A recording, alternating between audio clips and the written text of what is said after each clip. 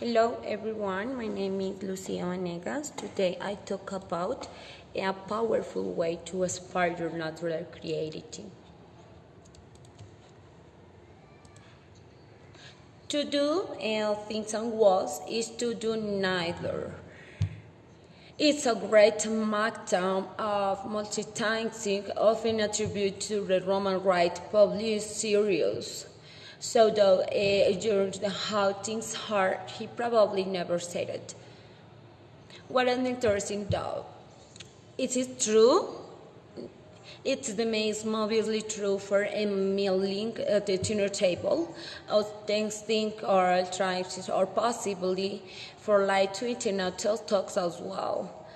But I'd like to argue that for an important kind of activity, doing two things at once or three, even four, exactly what we should be aiming for. Look no further than that understand. In 1905, he published four remarkable scientific papers. One of one's Brownian motion, it provides empirical evidence that atoms exist, and it's like the basic mathematics, the final economics. Another one's of very special theory. Another one was of the positive effect. Turner's work, it's a nice one, and gave him the Nobel Prize for that one. And the four introduced an equation you might have the E equals mc squared. So tell me again how you should do several things at once.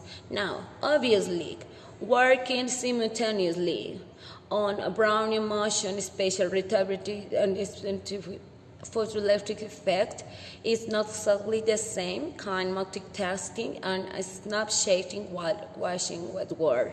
Very different. And Einstein, he's not one of a kind, is unique, but a pattern of behavior that has the word demonstrating that's not unique at all. It's very common among highly creative people, but artists aren't scientists. And I'd like to give you a net. Slow motion multitasking.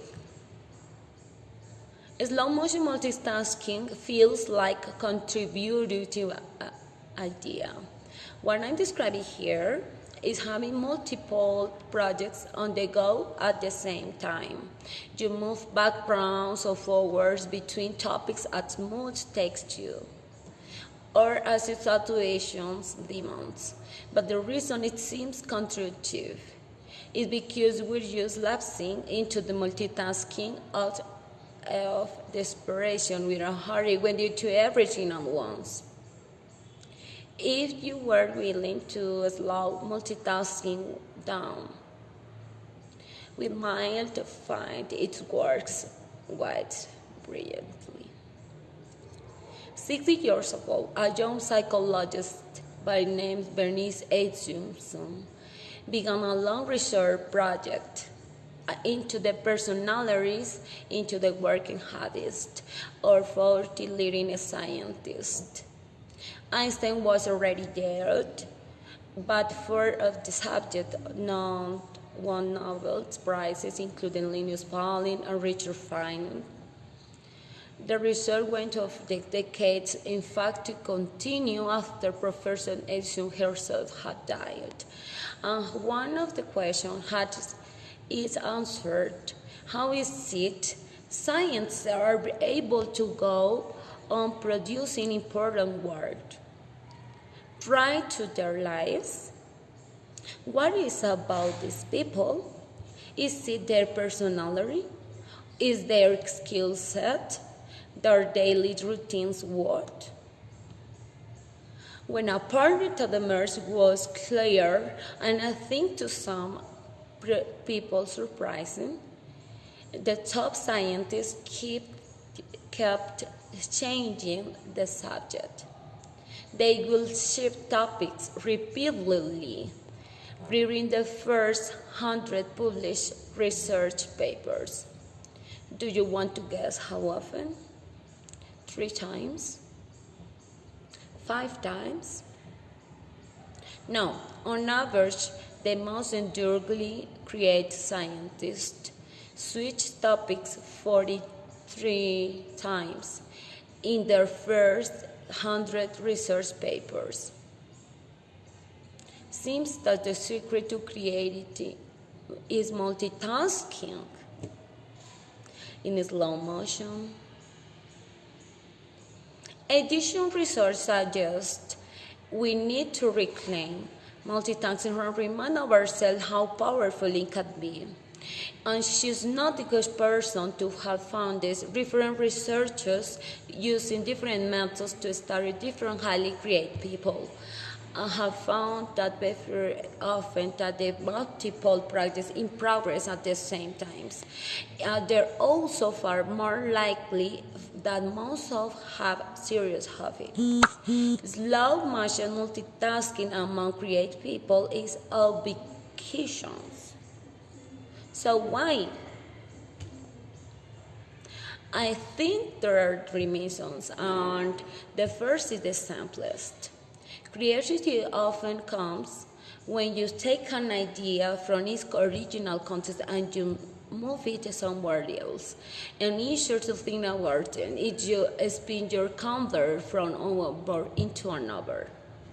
For example of this, consider the original eureka moment. Archimedes, he is wrestling with the difficult problem. And he realizes in a flash he can solve it using the displacement of water. And if you believe the story, this idea comes to him, and he's take a bath. And he tells him, and he's watching the water level rise and fall. And he's solving a problem while having a bath isn't multitasking. I don't know what it is. The second reason that multitasking can work is that learning to do one thing well can often help you do something else. Any athlete can tell you about the benefits cross-training. It's possible to cross-train in your mind too. A few years ago, researchers took 18 randomly chosen medical students and they wrote them in course in a Philadelphia Museum of Art, where they learned to criticize, analyze works of visual art. And at the end of the course, the students were compared with a control group, and their fellow medical students and the ones who took the third course had become substantially better at performing tasks, such as diagnosing the stage of the eye by analyzing photographs. They become better eye doctors. So if we want to become better at the widow, maybe we should spend some time doing something else, even if the 2 files appear completely distinct. It's a cosmology of the story of art. And if you like an example of this, we should the less intimating example that Michael Crichton created Jurassic Park on here. So in the 1970s, he originally trained as a doctor, but then he wrote novels, and he directed the original Westworld movie. But also, and did less well for nerve, and he wrote nonfiction books about art, about medicine, and computer program. So in 1995, he enjoyed the fruits of this variety by penning the world's most commercially successful book and works most commercially successful TV series, and the world's most commercially successful movie. In 1996, he did that over again. There's a third reason. Why slow motion to multitasking can help us solve problems. It can provide assistance when we're stuck. This can happen in an instant. So imagine a feeling of working on a crossword puzzle and you can't figure out, and the reason you can is because the wrong answer is your else. It's very easy. Just go to the now, switch up topic, switch context. You'll forget your answer and you get the answer space to pop into your mind. But on the slower time scale that interests me, build talks is a more serious thing. You get turned down for doing your self-coercion won't draw, your rocket keeps crashing. Nobody wants to publish your fantasy novel about a school. Or maybe you can find the solution of the problem that you're working on. And being stuck like that means stress, possibly even depression. But if you have another exciting, challenging project to work on, but being stuck on once is an opportunity to something else. We can all stuck sometimes. Even Albert Einstein, 10 years after the original miraculous years that I described, Einstein was putting together the pieces of the theory of general relativity, his greatest achievement, and he was exhausted. And so he turns to an easier problem. He proposed the stimulated emission of radiation, which, as you may know, is the is in laser. So he's laying down the theoretical foundation for the lighting beam. And why he did that? He's bombarded relativity and he's refreshed. He sees was his furious eyes that the universe isn't static. It's expanding. It's an idea so staggering, Einstein can't bring himself to believe in for years. Look at it, you get stuck. And you get the ball rolling on laser beam. You're in a pretty good shape. So that's the case for the slow motion multitasking. I'm not promising I'm going to return into the Einstein. It's not even promising to into Michael Crichton. But it is a powerful way to organize or create lives. But there's a problem. How do you stop all of the projects becoming completely overwhelming? How do we keep all these ideas straight on your minds and our minds?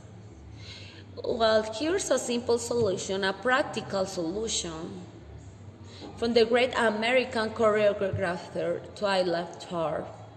Over the last few decades, she's blown boulders, mixed genres, won prizes, danced to the music of everybody from Philip Glass to Billy Joel. She's great 3 books. It's a low motion multitasker of courses. She says, you have to be all things. Why exclude? You have to be everything.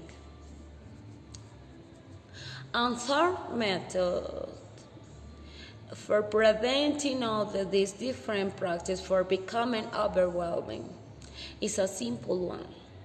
She gives the program a big cardboard box, drives the name of the project on the side of the box, and into it she tosses DVDs and books, magazines, clothing, 3D programs, physical objects, really anything provides a source for the creative inspiration.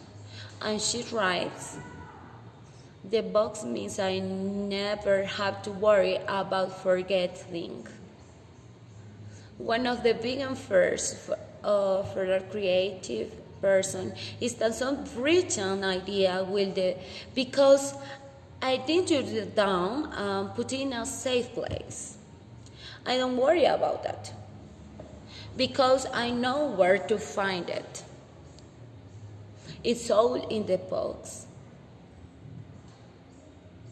It can manage many ideas like this, either in physical boxes or their digital equivalents.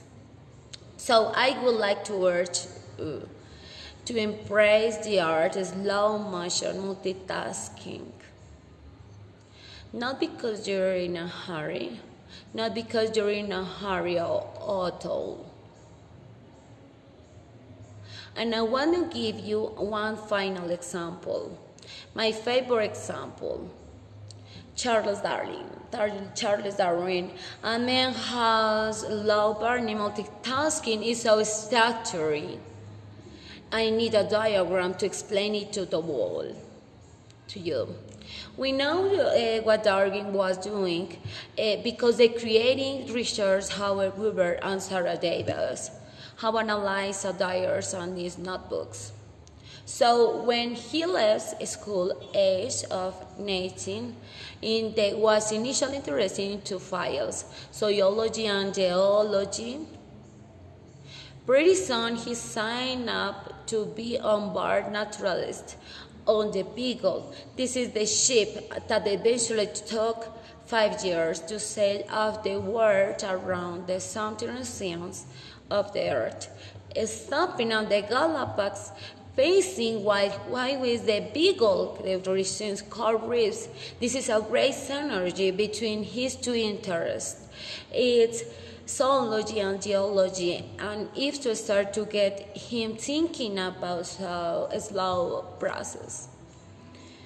But when he gets back from the voyage, he interested to expand even further psychology, botany, for the rest of the life. He is moving background to the forwards between their different files. He never quite abandoned any of them. In 1937, he begins work on two invented projects. One of them, earthworms. The other, a little notebook, which he titles with Transmutation of the Species. Then, Darwin started studying my field, economics. He reads a book by the economist Thomas Malthus. And he has the eureka in a flash. He realizes how species could emerge and evolve slowly through this process of the survival of the fittest. It all comes to him, he writes it all down. Every single important element of the theory of the evolution in that notebook. But then a new project. His son William is born, where there is a natural experience right there, is to get to observe development as a human fund. So immediately Darwin starts making notes. Now, of course, he's still working on the theory and development of the human infant. But during all of this, he realizes he doesn't really know enough about taxonomy. So he started studying that. And in the end, he spent 8 years becoming the world's leading expert on background course. The Natural Selection, a book that she to continue working on this entire life. He never finished it. Origin Species is finally published 20 years after Darwin set out all basic elements. Then The Descent of Man, controversial book, and then the book about the development of the human infant. The one that was inspired when you could see his William.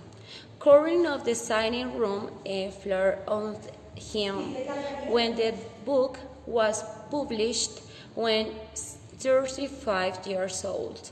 And all this time, Darwin is working on earthworms. He fills billiard rooms with earthworms in pots with glass covers. He shines lights on them to see if they respond. We hold on the necks to them. He chews the tobacco. Blows, for example, blows on the earthworms to see if they place for the symptom of the earthworms.